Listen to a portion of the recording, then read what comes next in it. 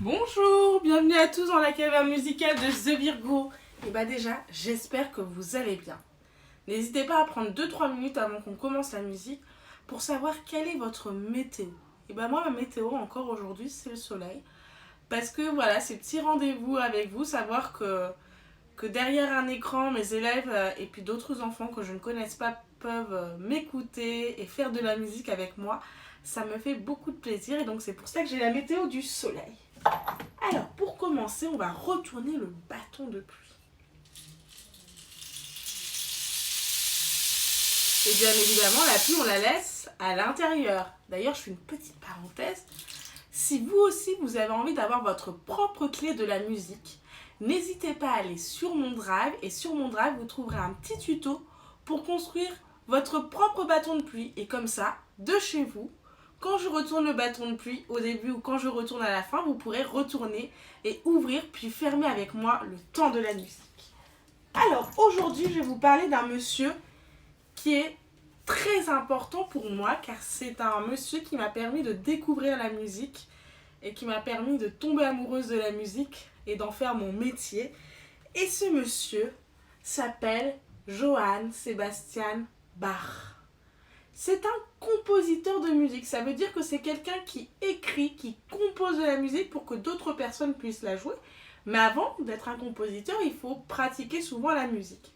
Et donc Jean-Sébastien Bach, c'est ce monsieur qu'on voit avec un instrument qu'on avait déjà vu avec le compositeur Antonio Vivaldi et même aussi avec le compositeur Wolfgang Amadeus Mozart, le violon. Il a joué du violon entre autres, il a joué de l'alto, du clavecin et de l'orgue. Et donc Jean-Sébastien Bach est né en Allemagne au XVIIe siècle, c'est-à-dire il y a assez longtemps quand même. Et il est né d'une famille qui était une famille de musiciens. Son grand-père était musicien, son arrière-grand-père aussi, son arrière-arrière aussi, et son arrière-arrière-grand-père était meunier, c'est-à-dire qu'il s'occupait du moulin et de faire en sorte que la farine le blé soit concassé pour devenir de la farine, et tout en faisant son travail, il jouait de la sitar. La sitar, c'est un petit peu un ancêtre de la guitare. Et donc, il est né dans une famille de musiciens, et cette famille, elle aimait chaque dimanche se rassembler en famille. Les petits, d'ailleurs, on voit sur le dessin, on voit des petits enfants, on voit des grands, on voit les adultes. Les parents et les enfants se rassemblaient pour faire de la musique. Et d'ailleurs, le père et la mère de Bach faisaient eux-mêmes de la musique. Et Jean-Sébastien Bach, comme beaucoup d'enfants de son époque, est allé apprendre la musique à l'église auprès d'un maître chanteur. Et donc, ce maître chanteur leur apprenait le chant et puis parfois d'autres instruments. Donc, il a appris le violon, l'alto, mais il y a un instrument que Jean-Sébastien Bach a aimé très rapidement. Le dimanche, lorsqu'ils allaient à des offices religieux, ils montaient en tribune et il les allait s'asseoir sur un banc un peu similaire à celui-ci à côté de son oncle qui jouait de l'orgue. Et donc le fait d'entendre les sonorités de l'orgue, ça lui a donné envie d'apprendre lui aussi l'orgue.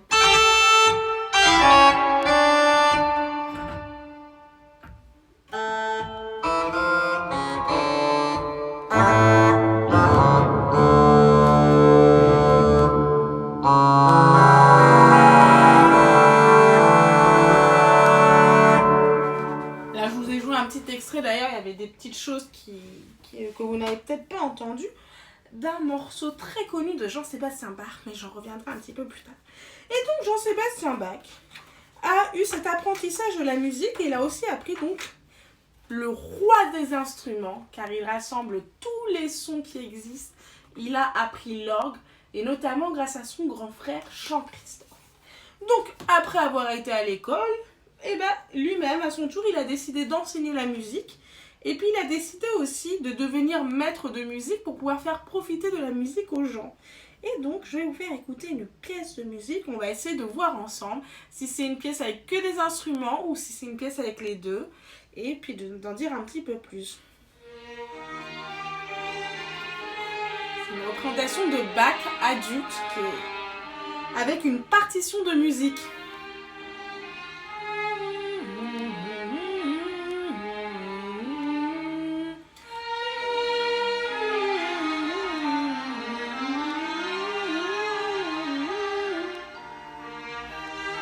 Peut-être que vous avez reconnu l'instrument derrière. Il y a l'orgue, puis il y a aussi des cordes. Certainement le violon qui se cache derrière. Un orchestre de cordes et l'orgue. Et attention, là on n'a que des instruments, mais qui va rentrer? Un chœur. C'est un peu comme le chœur qu'on a en nous, mais ça s'écrit pas pareil. Et c'est un ensemble de chanteurs. Alors,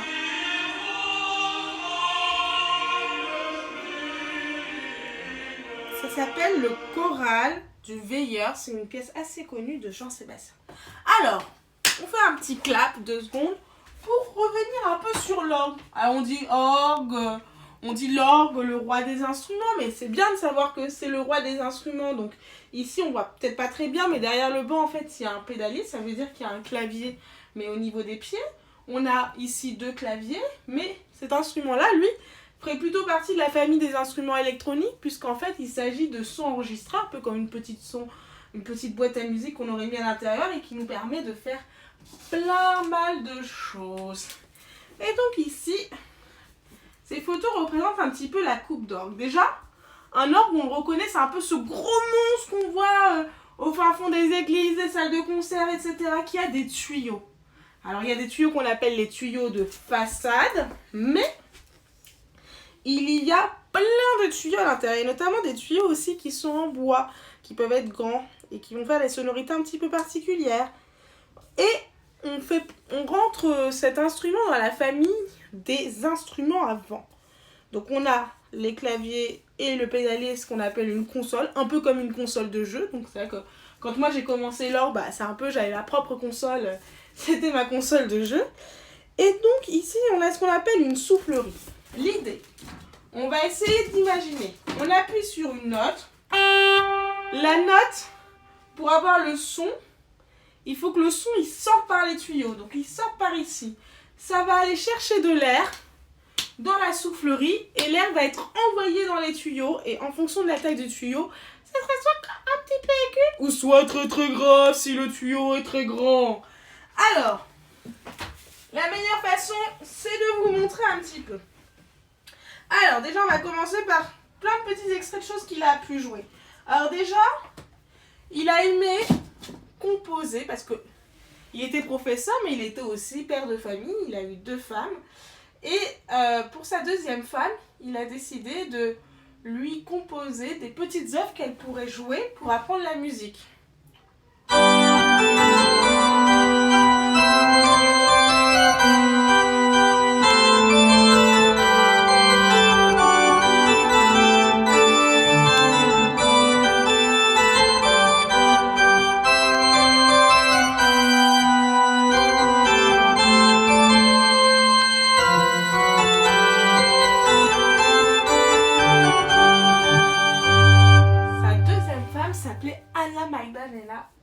Et donc elle ne savait pas jouer de la musique et donc il a décidé de lui composer des petites pièces faciles à jouer pour qu'elle aussi puisse se mettre à faire de la musique.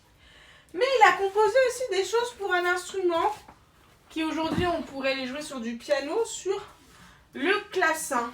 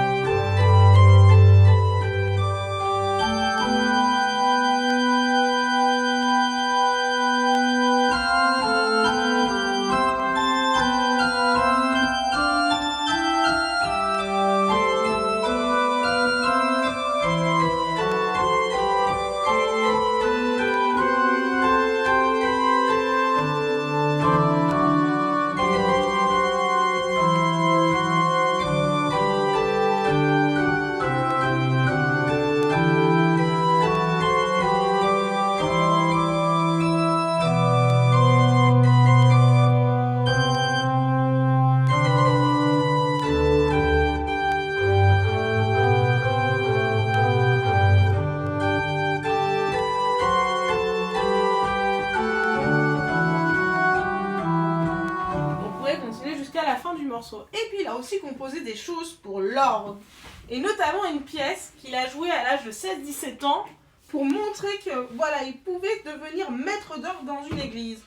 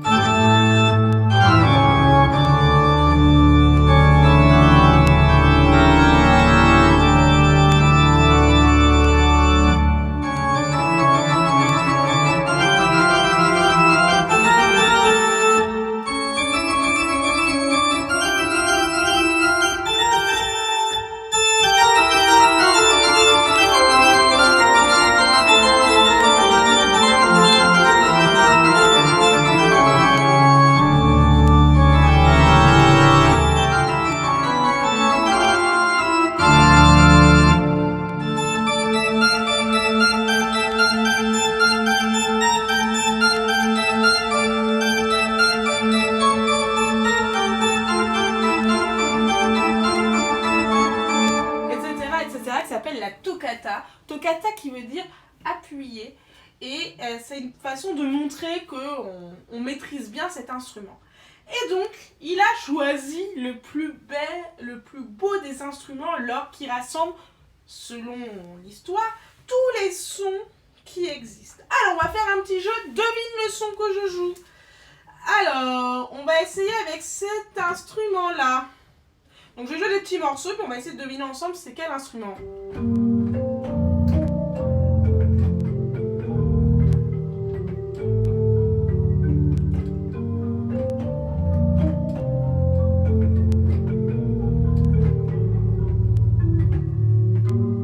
Je vais le faire avec le même instrument, mais un petit peu plus haut.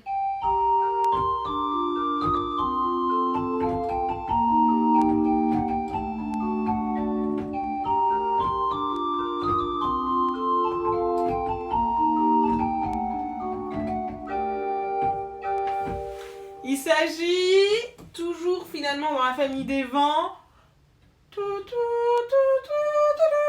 il s'agit de la flûte, bien vu. Un autre instrument qui est aussi de la famille des vents.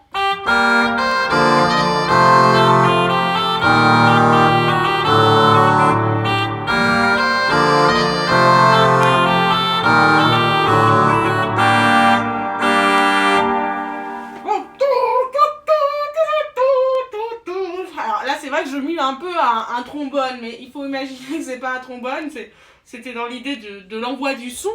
C'est une trompette, un autre instrument. Alors.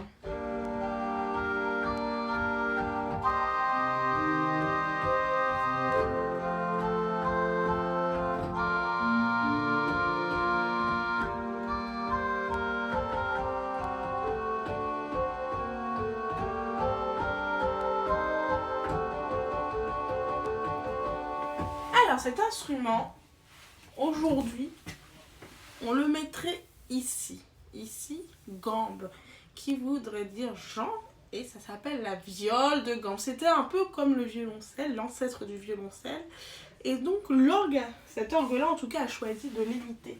Un petit dernier pour la route, cet instrument-là.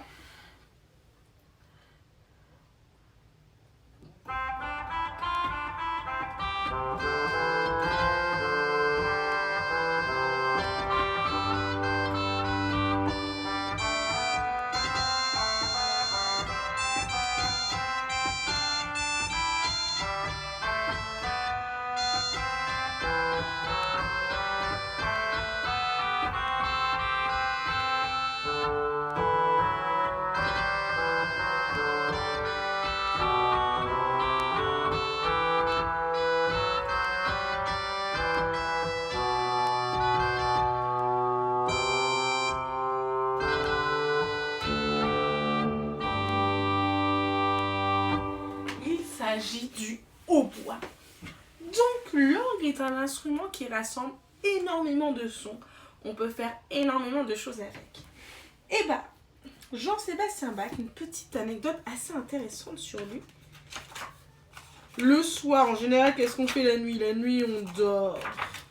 Et ben Jean-Sébastien Steinbach, la nuit, il se réveillait et à la lueur de la bougie, il récupérait les partitions de son grand frère et il se mettait à écrire et réécrire plein de partitions sur ce qu'on appelle du papier à musique, un papier spécial pour écrire la musique, pour pouvoir enregistrer la musique et pouvoir la jouer ensuite. La caverne musicale de The Virgo est terminée pour aujourd'hui. Je vous donne rendez-vous très bientôt pour de nouvelles aventures.